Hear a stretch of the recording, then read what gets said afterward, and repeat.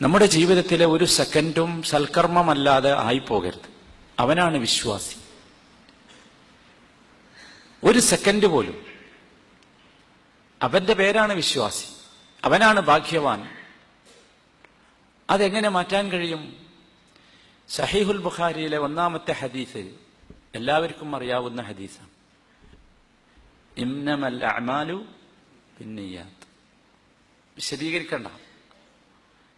നിയ്യത്തുകളുടെ അടിസ്ഥാനത്തിലാണ് എല്ലാ പ്രവർത്തനങ്ങളും. നമ്മളും അത് തന്നെയാണ് നമ്മുടെ മനസ്സിലുണ്ടാകേണ്ട 1-ാമത്തെ വികാരവും വിചാരവും.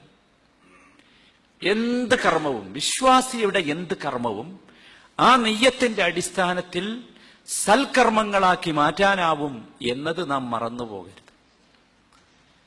നാം ഉറങ്ങുന്ന വേള 6-7 മണിക്കൂർ ഉറങ്ങുന്ന ഒരു മുസ്ലിം, അവന്റെ ഉറക്കം വെറുതെയാകാൻ പാടില്ല. പറ്റുമോ? 6 മണിക്കൂർ 7 മണിക്കൂർ ഒന്നുമില്ലാതെ പോകേ. തസ്ബീഹ് ചെല്ലാൻ പറ്റൂല, ദിക്ർ ചെല്ലാൻ ഒന്നുമില്ല, അങ്ങനത്തെ ഒന്നുമില്ല. ധർമ്മം ചെയ്യാൻ പറ്റൂല, നിസ്കരിക്കാൻ പറ്റൂല, ഒന്നുമില്ല. വെറുതെ ആകാൻ പാടുണ്ടോ? പാടില്ല. നമുക്ക് ഉറങ്ങുമ്പോൾ ഒരു നിയ്യത്ത് വേണം. ആ നിയ്യത്ത് നമ്മുടെ 6-7 മണിക്കൂർ, ആ 6-7 മണിക്കൂറിലെ സെക്കൻഡുകൾ നമുക്ക് അമലു സാലിഹാത്തുകളാക്കി മാറ്റും. അത് നമ്മൾ ശരിക്കറിയണം. എന്താ നിയ്യത്ത്? ഉറങ്ങാൻ കിടക്കുമ്പോൾ ക്ഷീണമുണ്ട്, ക്ഷീണമൊക്കെ ഒന്ന് പോകണം. അല്ല, ക്ഷീണം നമ്മൾ പറയാതെ തന്നെ പോകും ഉറങ്ങിയാൽ. ഉറക്കം അതിനുവേണ്ടി അള്ളാഹു നൽകിയ അനിവാര്യമായ ഒരവസരമാണ്. വജഅൽനാ നൗമക്കും സുബാത. വിശ്രമമാണത് ഉറക്കം. അത് അള്ളാഹു നൽകിയതാ. നമ്മളങ്ങനെ വിചാരിക്കൊന്നും വേണ്ട. ഉറക്കം വന്നുകൊണ്ട് ഉറങ്ങിയതാ? അല്ല, അതും അള്ളാഹു നൽകിയതാ. അള്ളാഹു നൽകിയതാണ് ഉറക്കം.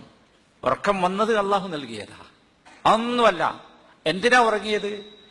എനിക്ക് നാളെ രാവിലെ എഴുന്നേൽക്കണം, ഉന്മേഷത്തോടെ, ഉണർവോടെ, നല്ല മനസ്സാന്നിധ്യത്തോടെ എനിക്ക് തഹജ്ജുദ് നമസ്കരിക്കണം, അല്ലെങ്കിൽ ഫജ്ർ നമസ്കരിക്കണം. അതിനുവേണ്ടിയാണ് ഞാൻ എന്താണ് ഉറങ്ങണത്.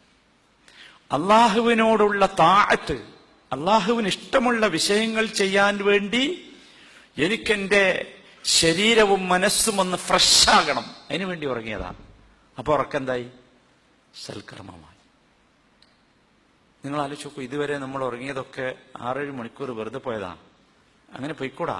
ഉറങ്ങുമ്പോൾ നമുക്ക് ശരിക്കും നിയ്യത്ത് വേണം. ആ നിയ്യത്ത് ഇതാണ്. അപ്പൊ ഉറക്കം നേട്ടമായി. ഇനി അങ്ങനെ എല്ലാം ചിന്തിച്ചു, എല്ലാം നമ്മൾ തീരുമാനിക്കണം ഇന്നു മുതൽ. ഇനി എന്റെ ജീവിതത്തിൽ സൽക്കർമ്മമായി മാറ്റാൻ പറ്റാത്ത ഒരു പ്രവർത്തനം ഉണ്ടാകാൻ പാടില്ല. അവനാണ് എന്ത്?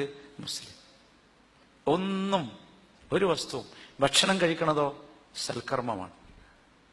കളിക്കാൻ പോകുന്നത്, നടക്കാൻ പോകുന്നത്, എക്സസൈസ് ചെയ്യുന്നത് ഒക്കെ നിയ്യത്ത് മാറ്റുക. ഒക്കെ എന്തിനാകണം? അള്ളാഹുവിന് ഇബാദത്ത് ചെയ്യാൻ, അള്ളാഹുവിന് ഇഷ്ടമുള്ള വിഷയങ്ങൾ ചെയ്യാൻ. എന്റെ ശരീരത്തിന് സൗഖ്യമുണ്ടാകണം, സൗകര്യമുണ്ടാകണം, കെൽപ്പുണ്ടാകണം, ഉണർവുണ്ടാകണം, മനസ്സിന് സമാധാനം വേണം. ഒക്കെ എല്ലാം. ഒന്നുമില്ല, ഒരു വസ്തു ഉണ്ടാകാൻ പാടില്ല. ഒക്കെ ഒഴിവാക്കണം. അങ്ങനത്തെ വല്ലതും ഉണ്ടെങ്കിലോ ഒഴിവാക്കണം. മുസ്ലിമിന് സിഗരറ്റ് വലിച്ചുകൂടാ. എന്തുകൊണ്ട്? എന്താ സിഗരറ്റ് വലിക്കാൻ പറ്റില്ല എന്ന് പറഞ്ഞത്? നിക്കോട്ടിനുള്ളതുകൊണ്ടാ? ക്യാൻസറിന് കാരണമായതുകൊണ്ടാ? അല്ല. എന്തുകൊണ്ടാ? അത് നമുക്ക് നിയ്യത്ത് കൊണ്ട് സൽക്കർമാക്കാൻ പറ്റൂല. പറ്റുമോ? ആലോചിച്ച് നോക്കൂ. സിഗരറ്റ് വലിക്കുന്നത് നിയ്യത്ത് കൊണ്ട് എന്താക്കാൻ പറ്റൂല? സൽക്കർമാക്കാൻ പറ്റൂല. വളരെ കൃത്യമാണ്. എന്തൊക്കെ മുസ്ലിമിന് ചെയ്യാൻ പാടുണ്ടെന്ന് ചോദിച്ചാൽ ഇനി എല്ലാവർക്കും പറയാം എന്തൊക്കെ ചെയ്യാൻ പാടുണ്ട്. നിയ്യത്ത് കൊണ്ട് എന്തൊക്കെ അമലുസാലിഹാത്താക്കാൻ പറ്റുമോ അതൊക്കെ മുസ്ലിം ചെയ്യാം. അല്ലാത്തൊന്നും വേണ്ട, ചെയ്യണ്ട. എത്ര എളുപ്പമാണ് വിഷയം. വളരെ എളുപ്പമാണ്. പ്രത്യേകിച്ച് ഇവിടെ നമ്മൾ അതിനുള്ളൊരു പരിശീലനം നേടണം. റമദാനിൽ നമുക്ക് ജ്യൂസ് കുടിക്കാം, പക്ഷെ നമുക്ക് കള്ളു കുടിച്ചുകൂടാ, പുക വലിച്ചുകൂടാ, നമുക്ക് പറ്റില്ല. നമുക്ക് ഇന്നതൊക്കെ കേൾക്കാം, ഇന്നതൊന്നും കേട്ടുകൂടാ. ഇന്നത് കേട്ടാൽ അത് സൽക്കർമ്മമാണ്, ഇന്നത് കേട്ടാൽ എന്തല്ല സൽക്കർമ്മമല്ല. വളരെ ഇന്ന ആളുകളോടൊക്കെ നമുക്ക് ചിരിക്കാം, സംസാരിക്കാം, വർത്താനം പറയാം. എന്തുകൊണ്ട്? അതൊക്കെ നമുക്ക് സൽക്കർമ്മമാവും. അല്ലാത്ത നമ്മൾ ചെയ്യാൻ പോണ്ട. മൂപ്പരോട് എങ്ങനെ ചിരിക്കാതിരിക്കാന്ന് ചോദിച്ചാൽ നമ്മൾ എന്താക്കണ്ട? ഇനി ചിരിക്കണ്ടെന്നർത്ഥം. മൂപ്പരോട് എങ്ങനെ വർത്താനം പറയാണ്ടിരിക്കുക എന്ന് വിചാരിച്ച് വർത്താനം പറയണം. അവരോട് വർത്താനം പറയണത് എൻ്റെ മനസ്സിന്റെ അഗാധതയിൽ നിന്ന് റബ്ബേ ഇയാളുമായി സംസാരിച്ചാൽ അതൊരു ബന്ധം പുതുക്കലാണ്, അതിനെനിക്ക് കൂലി കിട്ടും, അതിന് വേണ്ടി. അല്ലാത്ത ബന്ധം വേണ്ട, അല്ലാത്ത ചിരി വേണ്ട, അല്ലാത്ത തമാശ വേണ്ട, അല്ലാത്ത കരച്ചിൽ വേണ്ട, ഒക്കെ അതിന്. അതല്ലേ സഹാബത്ത് ജീവിച്ച് കാണിച്ചത്. അള്ളാഹു കൂട്ടത്തിൽ നമ്മെ ഉൾപ്പെടുത്തുമാറാകട്ടെ. അതുകൊണ്ട് സഹോദരന്മാരെ, ഇനി അങ്ങോട്ടുള്ള ജീവിതം മുഴുവൻ നിയ്യത്തിന്റെ അടിസ്ഥാനത്തിൽ മാറ്റുക.